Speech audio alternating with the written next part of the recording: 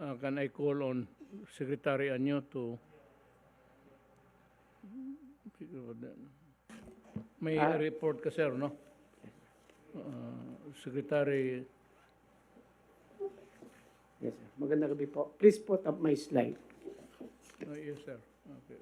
But, Magandang gabi po, Mr. President, Executive Secretary Salvador Medjardella, Senator Bongo, fellow public servants, mga kababayan, magandang gabi po. Ang akin pong iuulat ay doon po sa inutos po ninyo na magbigay ng cash assistance or ayuda sa ating pong mga nasalanta ng Typhoon Odette. Makita po natin dito sa timeline of events, ang huli pong pagpupulong natin ay 27 December at agad naman pong kumilos ang mga ahensya natin. Ito pong DBM ay nag-issue ng local budget circular 141. Actually po, 29 December yan, 2021. At noong pong 30 December ay nakapag-issue na tayo ng joint memo circular ng DILG, DSWD at DND kung paano po ipamamahagi ang cash assistance o ayuda. At noong pong January 3 ay nai-release na po ang mga pondo sa ating local government units. Nakapag-conduct na rin tayo ng orientation sa mga LGUs kung paano po i-distribute ang ayuda. At ang hangat po natin ay mai-distribute ang ayuda sa loob po ng 15 araw sapagkat kailangan ito ng ating mga kababayan. Yung guidelines po ay sinunod natin yung inyong instruction. Ang bawat pamilya po ay makakatanggap ng maximum of 5,000 pesos. Pero ang individual po ay magkakaroon ng 1,000 bawat individual, pero maximum na po ang 5,000 sa bawat family. Ang target po natin mabigyan ay ang mga low income at yung talagang tinamaan ng or severely affected ng ating Typhoon Odette. At ang requirement po natin dapat ang ating LGUs ay gagawa ng eligible beneficiary list at ito ay dapat ipopost sa social media at kung wala naman pong kuryente at signal, pwede naman po nilang i-post yung tinatawag nating hard copy. 15 araw para po makompleto yung distribution. At meron po tayong ipinagagawang grievance and appeals committee para yung mga hindi nakatanggap ay pwede magreklamo at ito po ay ating aseksuhin para po mabigyan ng kakulang assistance. Ang ating PNP at AFP ay tutulong para madala ang ating mga assistance sa mga malalayong lugar na hindi kayang maabot dahil sira pa ang mga sasakyan. Next slide. Dito po makikita, Mr. President, malaki pong halaga ang ating i-distribute. Ang total po ay 4.85 billion pesos. Bukod pa po ito sa mga ibinigay nating assistance sa pag-repair ng kanilang mga bahay. Ito po ay cash assistance lamang. Bukod pa rin ito sa mga food packs na pinamimigay ng ating DSWD.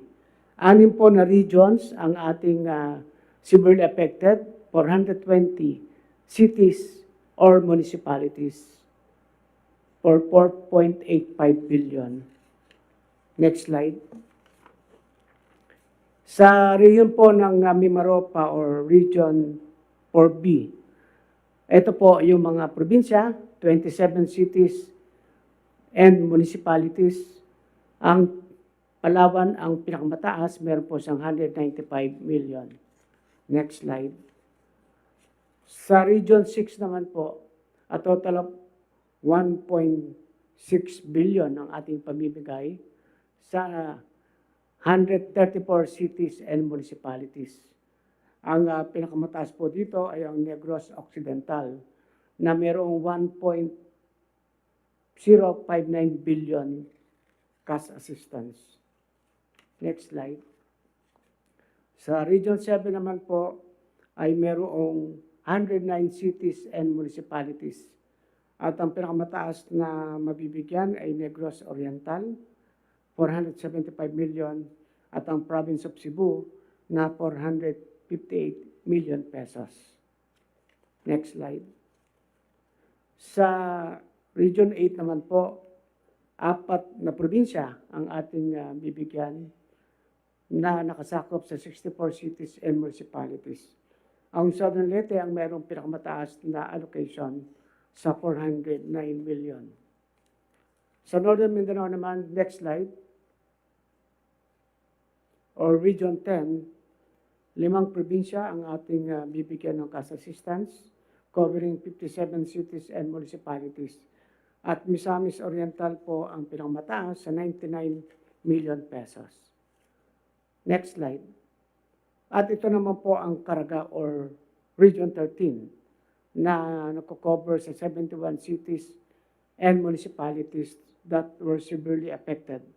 Ang Surigao provinces, Del Sur and Del Norte ang mataas na makakakuha ng allocation at 233 million and 213 million respectively.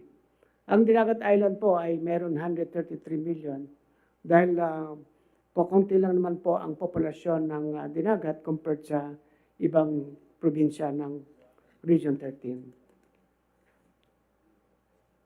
Balik naman po tayo dito sa ating granular lockdown na ginagawa nationwide.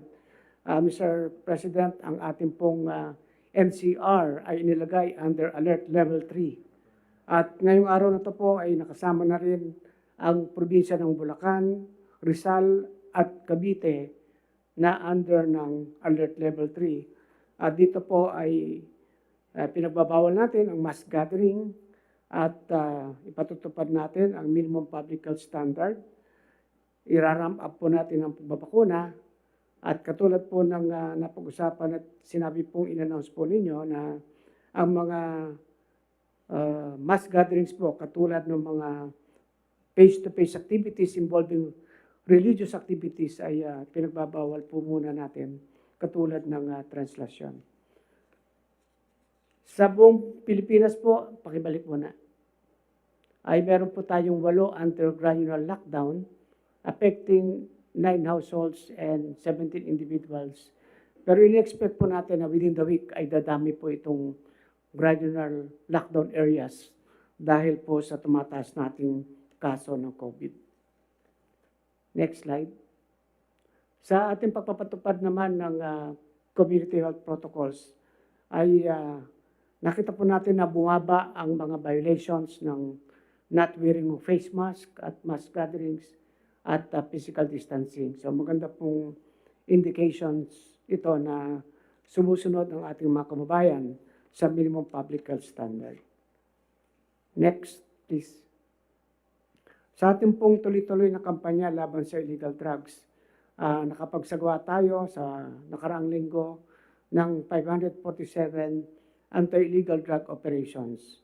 797 po ang ating naaresto. 52 naman ang nag-surrender at isa ang nasawi sa ating operations. At sa buo pong operasyon ng linggong ito ay nakapag-kumpiska tayo ng shabu at marijuana amounting to 143,938,870 pesos worth of shabu and marijuana. Tuloy-tuloy pa rin po ang ating kampanya dito. Next slide. Ayan lamang po, mahal na Pangulo, at magandang gabi po. I'd like to congratulate the PNP for their sustained fervor itong laban sa droga. I hope that in the coming years, months, na matutukan talaga. It has to be a sustained campaign with no end in sight because nakita mo naman during my watch sa stricto ko sa droga, ganun rin. May mga tao talaga na it's money. It's always money. So, yan ang magiging problema. But I'd like to congratulate the DILG and the police for the fervor that they are nurturing in fighting the drug problem. It's not a matter of addiction. Ito talagang ang gusto kong hiritan yung itong mga drug lords. No no quarters given, no quarters asked yan. Thank you, Secretary Anyo. Now, sino pa? Itong si FDA, kasi bago.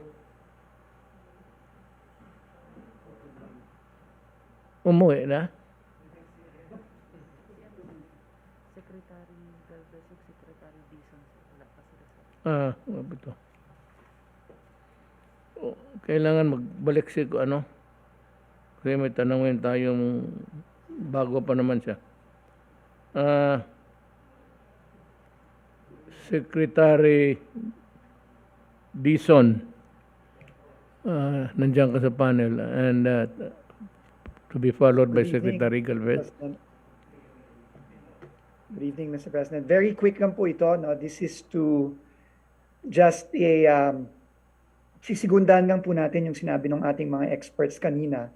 Mr. President, you're looking at data po from the United Kingdom, isa sa mga bansa kung saan talaga nag-dominate yung Omicron. And as you can clearly see po, by very wide margins, it is really the unvaccinated po, Mr. President, na talagang tinatamaan ng matindi nitong Omicron virus. Next slide, please. We can see this in cases. We can also see this in hospitalization. Tama po yung sinabi nyo kanina, Mr. President. No? Kung hindi ka bakunado at lumabas ka at nahawa ka, hindi mo lang ini-endanger yung sarili mo at yung pamilya mo, pero ini-endanger mo yung buong community dahil po in all likelihood, ikaw po ay mauospital. At dahil po sa paglabas mo at hindi ka bakunado, mapupuno po ang ating mga ospital at magkakaroon na naman po tayo ng malaking problema. Nakikita, ito po ang nangyari sa United Kingdom, Mr. President. At ang huli po, kung titingnan po natin yung mga namamatay, again, next slide please, ito din po, by and large, are the unvaccinated. No? Napakataas po ng diferensya nung mga namamatay na unvaccinated versus sa vaccinated po, halos wala, konting-konti lang po. So tama po talaga, Mayor, yung sinabi na talaga pong kailangan maging mas stricto tayo sa mga hindi bakunado. And ito na rin po ang ginagawa ng mga ibang bansa. Next slide, please. Kung titignan po natin ang ibang bansa, countries all over the world are restricting the exposure of the unvaccinated. Sa France po, they are cracking down on unvaccinated. Germany, they are locking down unvaccinated people. And even in South Korea po, they now are imposing new vaccine passes. No, para po i-restrict yung movement ng mga unvaccinated. Dahil po ito po talaga ang sitwasyon ngayon ng mga iba't ibang bansa, hindi lang tayo, na ang unvaccinated are really the ones that are being hit badly by the new variants, and they are the ones causing the healthcare systems to be congested, and because of that, they pose the greatest risk. And therefore, tama po ang inyong sinabi kanina, Mr. President. And we would like po to thank the Metro Manila Council, next slide please, led by Chairman Benher Abalos, dahil po ginawa na po ng Metro Manila Council ang very bold move na ito. Nag-issue po sila ng resolution kahapon na in NCR, ang mga hindi bakunado ay i-restrict na po ang movement. Mr. President, nag-usap na po kami ni Secretary Anyo, ni Secretary Duque, Secretary Galvez, Secretary Lorenzana, na we are recommending that this policy in NCR also be adopted by the entire country, even in areas po na hindi pa nagsusurge. Dahil alam naman po natin, it is really just a matter of time na itong Omicron ay kumagat na sa buong bansa. And we would like to thank po the Metro Manila mayors for for making this bold move and also for all their help sa hindi lang sa NCR kundi sa buong Luzon tulad ng Region 4A at Region 3 kung saan ang ating mga cities tulad ng Manila, Taguig, Quezon City, Mandaluyong at iba pong mga cities nag-o-offer po sila ng kanilang mga isolation facilities and medicines even for residents outside of Metro Manila. Yun lang po, Mr. President, and thank you very much po sa inyong suporta, lalo na dito sa policy natin for the unvaccinated and also dito po sa pagkakansila muna ng ating mga feasts and events tulad ng translation. Maraming salamat po, Mr. President. Salamat, Vince. I think that si Secretary Galvez may maidagdag ka. Yes, sir. May report po ako, sir. Pasensya na po, sir. Di ako nakadating po ngayon dahil kasi 2 beses po ako na-exposed kanginang umaga sa aking mga kasamahan sa aking opisina dahil kasi 15 po ang naging positive sa amin pong opisina ngayong araw. Mr. President, Senator Bongo, DLDA, mga kababayan, magandang gabi po. As a year-end report to the people, ang presentation ko po ngayon, Mr. President, will provide a preview of what we have done at ano po yung mga gagawin natin in the midst of the rising cases with the Omicron. Masaya po kami magre-report, Mr. President, na masurpass po natin ang expected supply with 210 million doses delivered. Hindi po natin maasahan na nakadelivered po tayo ng more than 200 million. Nagsucceed din po tayo sa mga contract deliveries at ang COVAX po ay nasurpass din po ang kanyang commitment from 44 million doses ay ang na-deliver niya po ay 62.8 million doses. At gusto natin pasalamatan po ang mga donors, particularly po ang US, ang EU nations at ang ating mga friendly nations. Ang private sector din po, Mr. President, at saka ang LGU, nag-contribute din po sila ng 22 million doses procured. Maraming salamat po sa ating mga private sectors and mga LGUs. At as of this date, we were able to administer 108.8 million doses. At 57 million po dito ang first dose at more or less 50 million people with second dose. Ang lang po, we are still relatively slow sa ating mga pag-booster at at the same time, kailangan po natin hanapin at i-vaccinate ang 2.5 million na unvaccinated seniors. But we are here good to report that ang vaccination po natin sa mga minors, particularly yung 12 to 17, 8 million na po ang nakakuha ng first dose at 5.7 million ang nakakuha po ng second dose. Next slide, please. At ito po ng slide po nito, ito po yung what had been transpired and where we are heading now. With our good experiences in handling Delta and different variants, by effective yung PDITR strategy po natin, we need to shift our focus now on localized response by enhancing our barangay COVID response system and also to educate our people on self-management and exercise their individual social responsibility of protecting themselves and their families and communities. Next slide, please.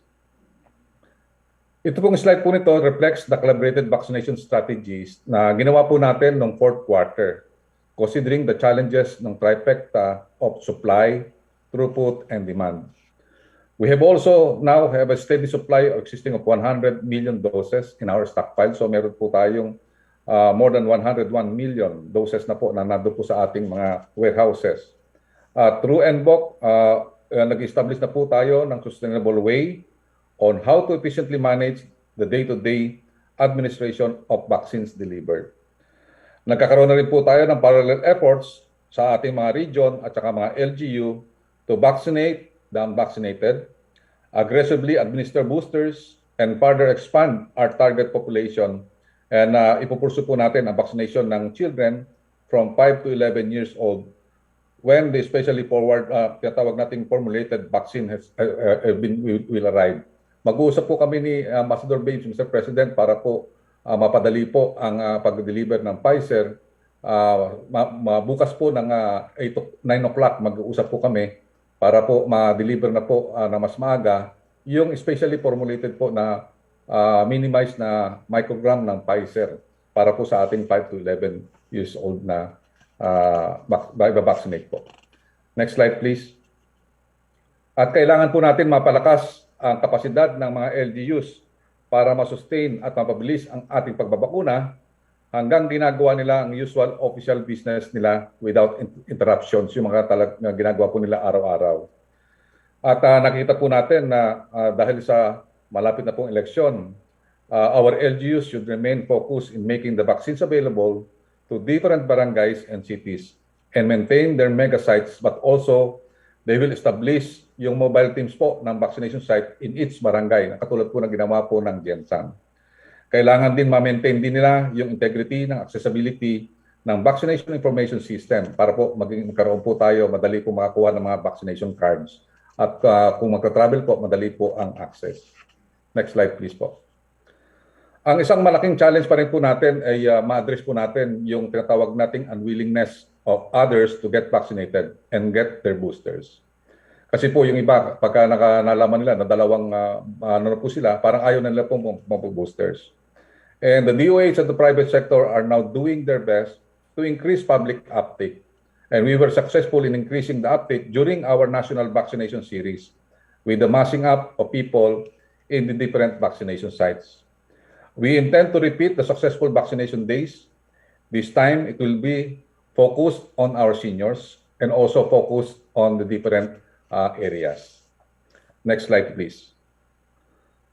As a long-term strategic response, kailangan din po natin, Mr. President, na ma-maintain natin yung higher bed capacities ng ating mga hospital at saka ma-maintain yung adequate manpower. With the increase of cases of Omicron, we need to activate our manpower resources with the DOH emergency hiring and the mobilization of medical students and armed services medical auxiliaries from the Armed Forces of the Philippines, the PNP, the PCG, and the Bureau of Fire. Ito po, nagtatawagan na po kami ng Armed Forces of the Philippines para maging aktibo na po at mamobilize po natin ang ating mga doktor at mga nurses sa ating mga military services. Next slide, please. And also, we need to review the prioritization of cluster or the centers of gravities in order to protect our economic, health, and social risk areas. Makikita po natin sa mapa natin, yung nabibilugan po natin, ito po yung mga tinatawag nating matataas po yung economic risk. And it has been proven that prioritizing highly urbanized and densely populated areas, we need to reprioritize in order to increase the coverage in certain areas and further protect the gains that we have earlier achieved. Next slide, please. So in summary po, Mr. President, these are key points and key tasks. We need to find and vaccinate the unvaccinated. Yun po ang sinasabi po na recommendation ni Dr. Wong at ang ating secretary. We need to further protect the vaccinated by administering 20 million boosters to individuals. We need also to expand our vaccination to 5 to 11 years old to further ensure the opening of classes and open restriction to minors. And lastly, we need to increase demand in order to efficiently manage our vaccines administration and prevent unnecessary wastage. Ito lang po, next slide please.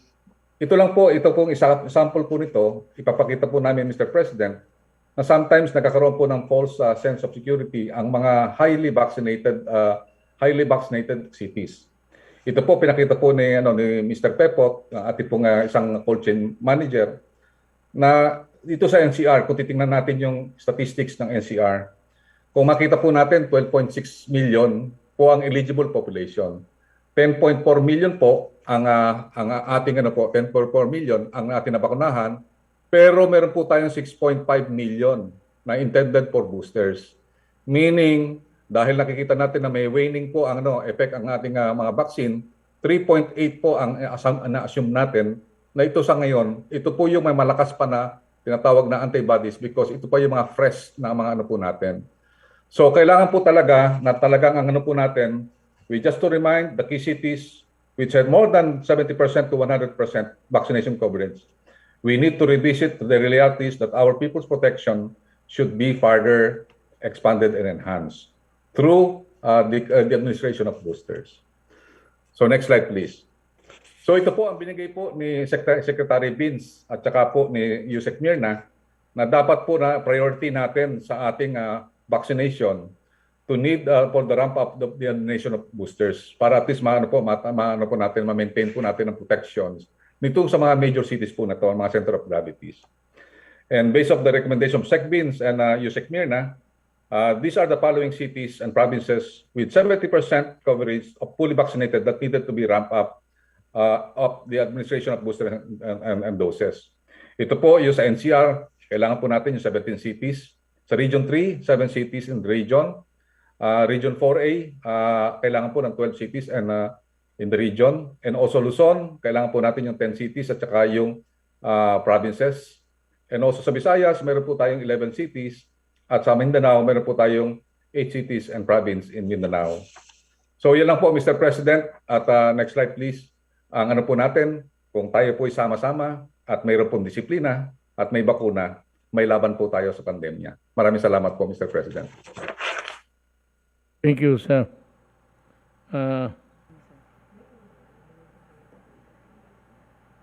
Yes, good evening, Mr. President. Saan ka pala? Naka-zoom lang, sir. Sige, go ahead, sir. Okay. Yes, sir. Mr. President, while itong si Typhoon Odette during the post-Yolanda period ay hindi ito ang pinakamalakas na bagyo. Meron kasing mas malakas sa kanya in recent years like Typhoon Ompong in 2016, in 2018 si Typhoon Lawin at Super Typhoon Rolly last year. Si Typhoon Odette ay nag-iwan ng pinakamatinding epekto at saka damages during this post-Yolanda period. And sa affected population, meron ng 1,242,737 affected families or 4.8 million affected persons sa 38 na probinsya na kanyang naapektuhan. And sa displaced families ay merong 475,160 displaced individuals, Mr. President. Sila itong mga hindi pa nakakauwi sa kanilang mga bahay. Sila ay tumutuloy ngayon sa mga evacuation centers at sa mga bahay ng kanilang kaibigan o kamag-anak. We compared our conduct of preemptive evacuation in recent years, and we saw that we did more in this in preparation for Typhoon Odette, but still we suffered more casualties. Typhoon Odette caused more casualties second to Typhoon Yolanda since 2013, Mr. President. We now have 407 dead, but still have 78 missing. Typhoon Odette caused. Tell me, Secretary Halad, nagbigay ako I asked from the government budget, 4 billion para mabigyan ko ng each family 5,000 immediately.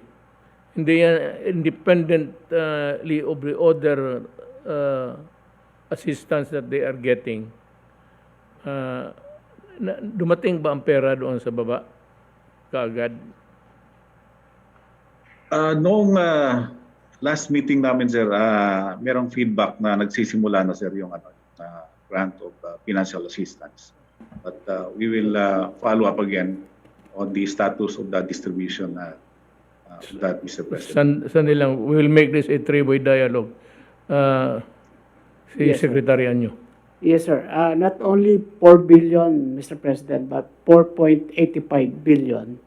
At ito po ay nai-download or nai-release po ng ating DBM directly to the LGUs noong pong yesterday, Monday po, January 3. At ito po, in-expect natin na magsimula ang distribution tomorrow po, January 5. Once po matapos ng LGUs yung listahan po ng beneficiaries na sinimulan na po nilang gawin bago pa man na-release po yung pondo. At nakapag-conduct na rin po tayo ng orientation kung paano po yung pagdidistribute doon po sa ating mga naapektuhang mga kababayan. At 5,000 po per family. 1,000 per individual kasi meron pong mga individual lang na apektado. At pero maximum po 5,000 per family ang matatanggap. It's a bit late to be changing the rules now, but there should be a next time. I said we are short of time. We are about to make the exit. Na dapat sana, the 4 billion that I got, we still had to go into Irocos where to get the money, and I wanted as fast as possible. Ang utos ko sa kanila was really 48, 72 hours. 48 days or 2 days or 72 hours, 3 days. Dapat talaga meron. That would be my advice to whoever is listening and sino yung manalo, na dapat may pundo ka talaga. Money, it's called cash. Money na may direkta ibigay sa kanila. Wala pa, iba pa yun. In addition to itong mga materials na dumadating sa kanila, yung yero, pati yung lumber. At kung ano naman, maraming almost yung ano doon, mga natumba na niyog, kung ibigay na lang sana, contact mo kung sino yung may-ari niyan, and we can provide some mga carpenters sa taga-gobyerno, yung volunteers, they would simply cut the fallen coconut trees into lumber so that hindi nga, it's not a very strong material. So maybe we can just give it to them to add to their resources when they are building their houses. Maraming uses ng sayang rin ano na, maraming takers diyan baski wood lumber. Kaya lang it's not a durable material if reduced to lumbers, kasi I don't know why, but that's the way it goes. Medyo hindi maganda on a long term basis. You can continue. Yes, sir. Next slide, please. So, ito yung effects naman on lifelines. This was already reported previously, Mr. President. Ongoing ang restoration of power as well as water and telco service. Next slide, please. Cost of damage is now at 16.9 billion for the infrastructures dahil sa pagkasira ng about 460 infrastructures and 7.6 billion for agriculture. 597,000 houses damaged. Ito yung mga tulong-tulong na, next slide please. Mga activities ng iba't ibang ahensya, Mr. President, or likewise already reported to in the earlier meetings. Next slide please. So ito yung updates namin sa inyong mga priority directives. Next slide. On your instruction, designating Secretary Bautista as the head of the crisis management team under the National Disaster Risk Reduction Management Council being headed by Secretary Lorenzana as chairperson. This is aligned also with our response cluster system. At the national level, it is being headed by Secretary Bautista with the OCD administrator, myself, as providing operational support.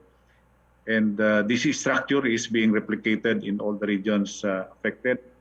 In Caraga, no less than Undersecretary Budjungan of the SWD is heading the regional crisis management team, and backing him up is Director Lisa Maso, the Regional Director of OCD in Caraga.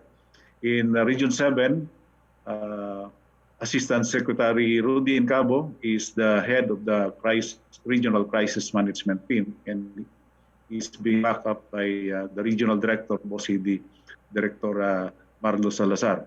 In all the other regions affected, the heads of the crisis management team are the regional directors of DSWD, backed up by the regional directors of OCD. Next slide, please. Providing the platform or venue for coordination and meetings of the crisis management team at the government command and control centers at the national as well as in the regional level. And we have also 3 emergency logistics hubs activated. Next slide, please. These are the assets that we are using, civilian as well as military, land, air, and sea transportation assets, including from the World Food Program, Mr. President. Next slide, please. Rick, may directive ako na yung presidential yacht, yung Pangulo,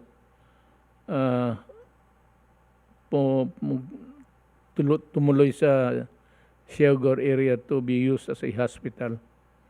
Hindi ko na nakita, but nandoon nakaparking na ba yung ang Pangulo? Yes, sir. As of the last report, it's still serving the people of Siargao. That is a presidential yacht which I never used. Kasi sa pangalan pa lang yate. So, itong mga disaster, they should be there. Set sail doon sa mga areas so that they can be easily converted into many hospitals where yung na-injured pwedeng magtira doon muna while being treated. Hindi ko kasi wala akong nakita na ano.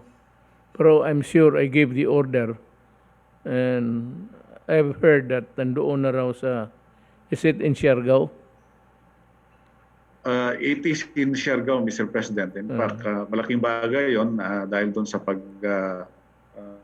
nagkaroon ng spike ng ng diarrhea. So yung presence ng mga medical personnel ng presidential yacht ay malaking bagay para pagsilbihan yung mga kababayan natin sa Siargao, Mr. President.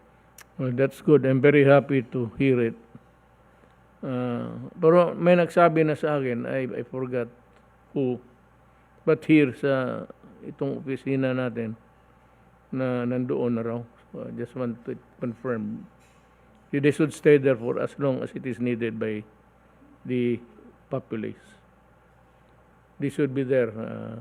Total, wala naman trabaho yan. Naka-parking lang all the 6 years of my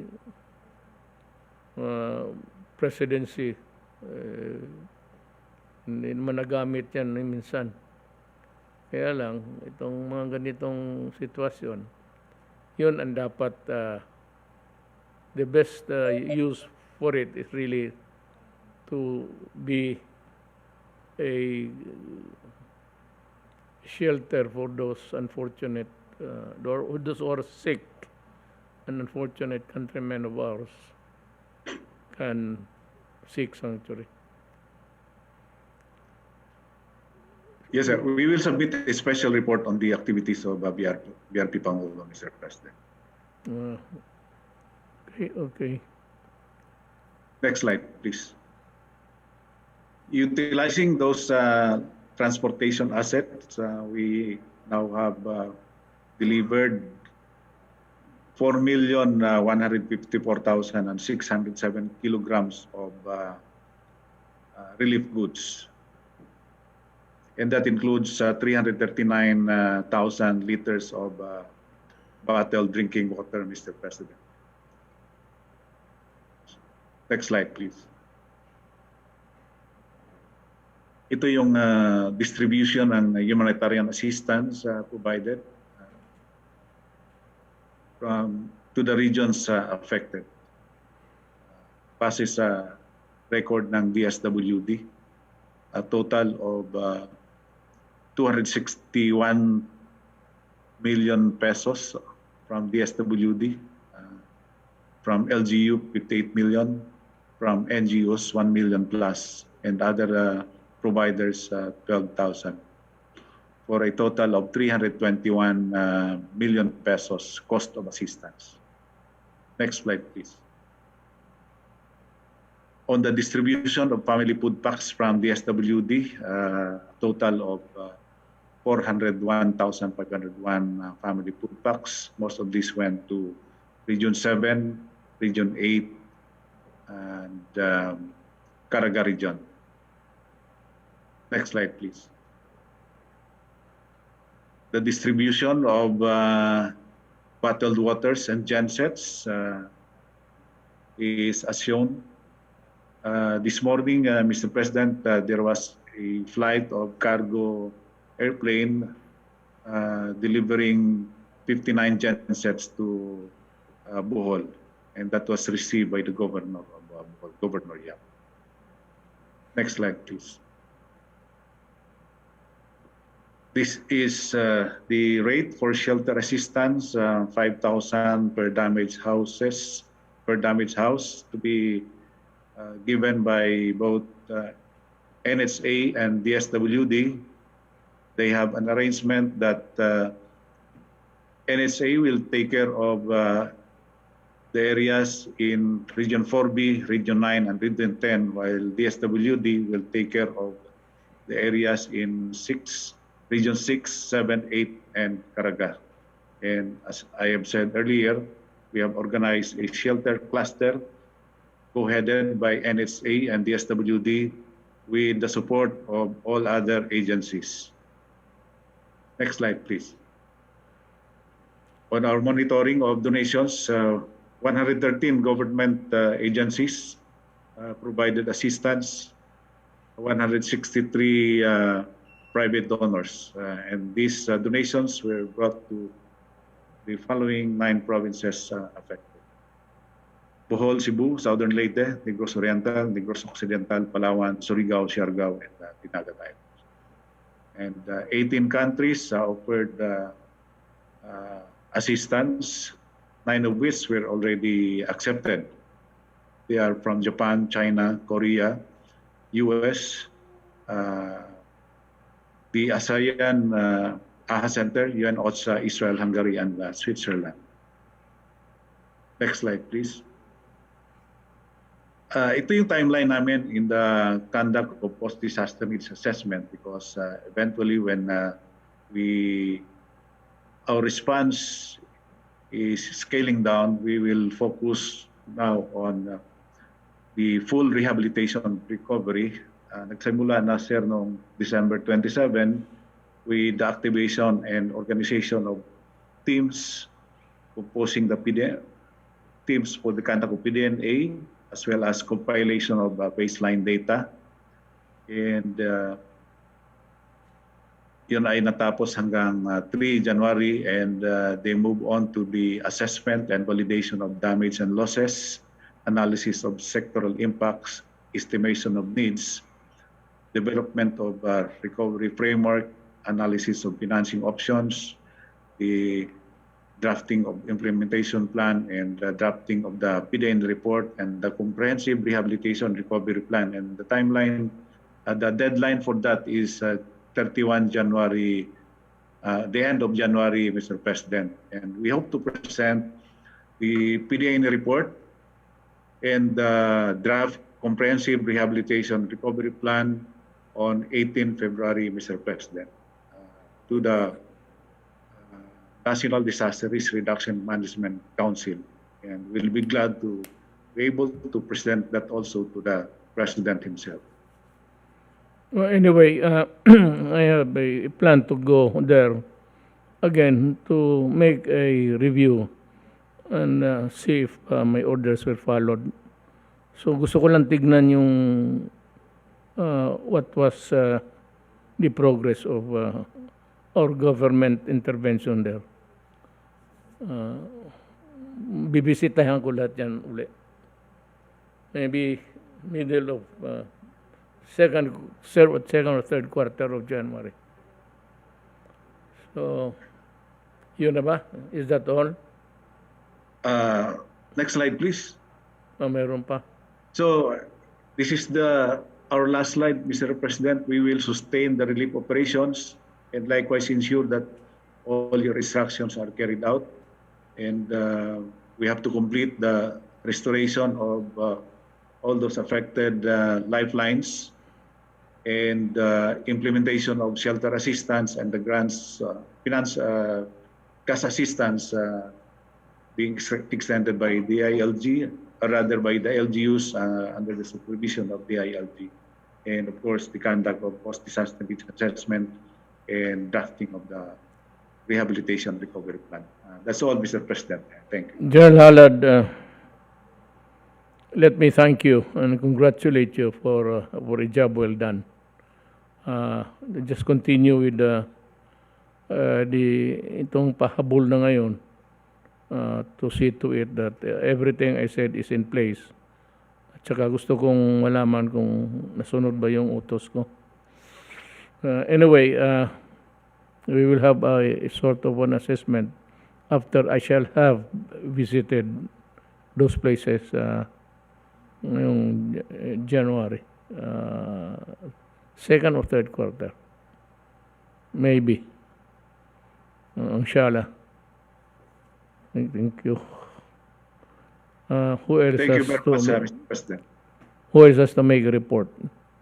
Si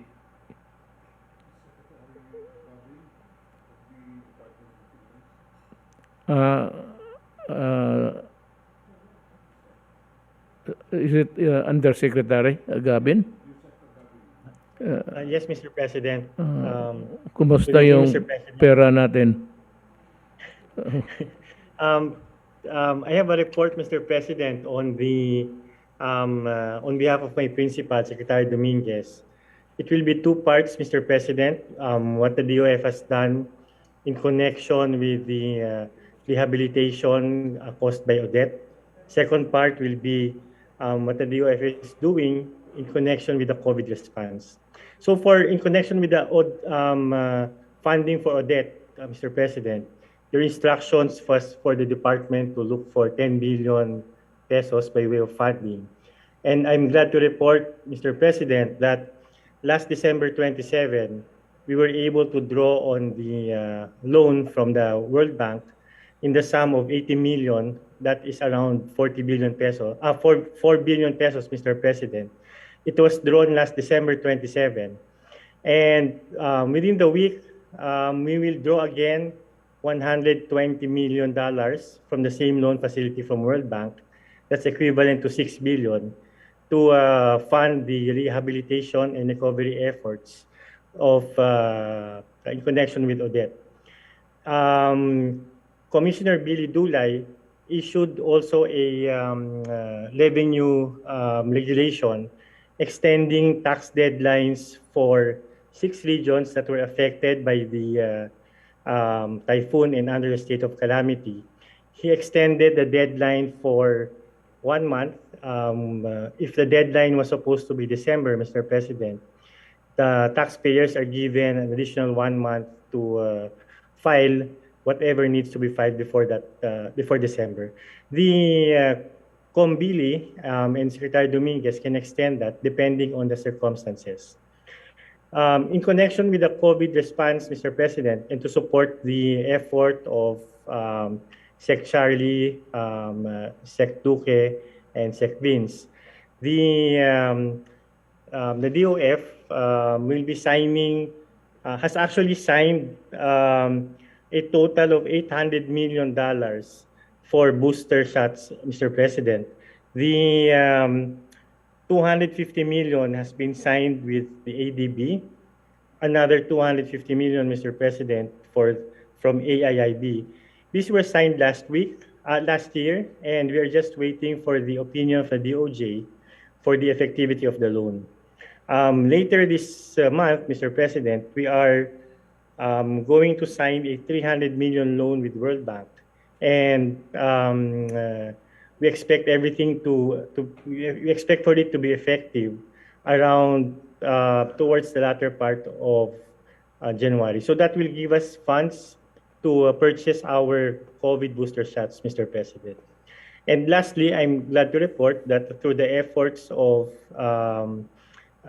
ComJagger, the Bureau of Customs have cleared, as of December 30, 2021, a total of 210,448,870 doses of vaccine. The Bureau of Customs was able to clear all shipments within the day and bring it to the warehouse facility to prevent spoilage. So that's my report on behalf of the Department of Finance, Mr. President. Again, we reiterate our support, continuing support to the President and all the Cabinet Secretaries to fulfill the mission and vision of your administration. Thank you, sir. Yes, thank you. That's a very splendid achievement, actually, with the loans granted to us geared to the rehabilitation of the destruction caused by the typhoon. That would be enough really for everybody to have an elbow room, enough leeway sa buhay nila na makapagtindig ng bahay. That's a lot of money, and if it is properly used, and well, I am sure that it will make the life of many Filipinos out there better than yesterday. Thank you for your information and the money that you are bringing in. Salamat. Is there any other? Wala na. It's 12:15. Siguro, let's call it a day. At least we have reported to the people. Ikaw, Secretary, wala na. I said, alam na ng mga reported to the people really the state of affairs of the nation and how we are coping up or responding to the challenges of governance. As a parting statement, I'd like to thank the different charitable institutions, persons, associations, whatever their nature or whatever is the organization is all about. Yung pati yung mga tao na private individuals and entities who really contributed to fund the rehabilitation or the emergency use of the money to make the load, the burden on the shoulders of the people that are out there more lighter to bear as the day progresses. So, mayroon man tayong pera, I think that kayo hong nakikinig ngayon, kumong naminaw, there is a lot of Visayan, Siargao, naminaw karon, nakikinig kayo, may pera tayo para itabang sa inyo, sort of a help really, and we would thank the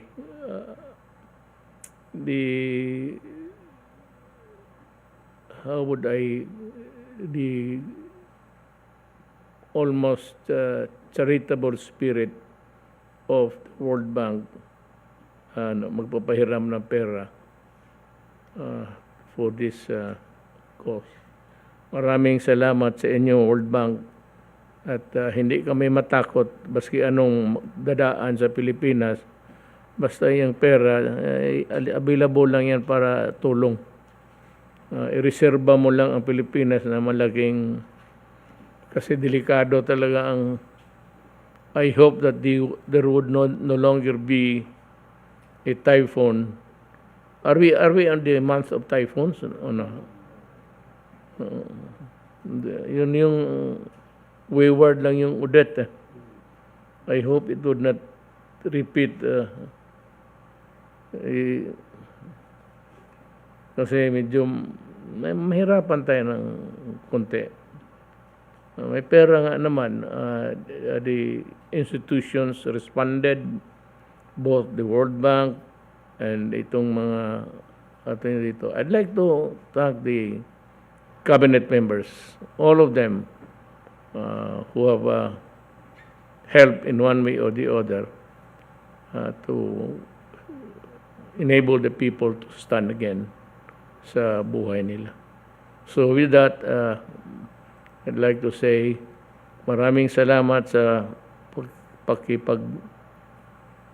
nakinig sa amin at sana nalaman ninyo kung saan talaga ang pera ninyo bumabagsak. Maraming salamat po.